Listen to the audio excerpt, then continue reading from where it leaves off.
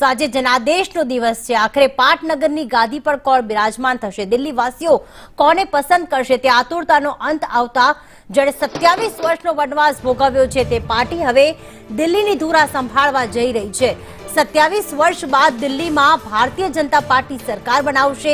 2015માં ન બનાવી શકી, ભલે કેન્દ્રમાં સરકાર હતી, 2020માં ન બનાવી શકી, એ વખતે પણ કેન્દ્રમાં સરકાર હતી, પરંતુ આખરે 2024 લોકસભામાં ત્રીજી વખત હેટ્રિક કેન્દ્રમાં માર્યા બાદ હવે ક્યાંક સપનું પૂરું થતું હોય દિલ્હીની ગાદીનું તેવું દેખાઈ રહ્યું છે। અને પ્રચાર પ્રસારમાં પણ કોઈ કમી બાકી રાખવામાં ન આવી। દિલ્હી વાસીઓને રીઝવવા માટે વાયદાઓની વણઝાર પણ કરવામાં આવી, એવો ચૂંટણી ઢંઢેરો બનાવવામાં આવ્યો કે જેના કારણે તમામ વર્ગના લોકોને, વિદ્યાર્થીઓથી લઈને વડીલો સુધી, જે વૃદ્ધાવસ્થામાં હોય, સિનિયર સિટીઝન્સ હોય, તેમને ફાયદો થાય તેવો ચૂંટણી ઢંઢેરાની જાહેરાત કરવામાં આવીને આખરે ફરતું દેખાઈ રહ્યું છે। અલગ અલગ જે રેલીઓ કરવામાં આવી તેની ઇફેક્ટ દરેક બેઠક ઉપર જોવા મળી રહી છે।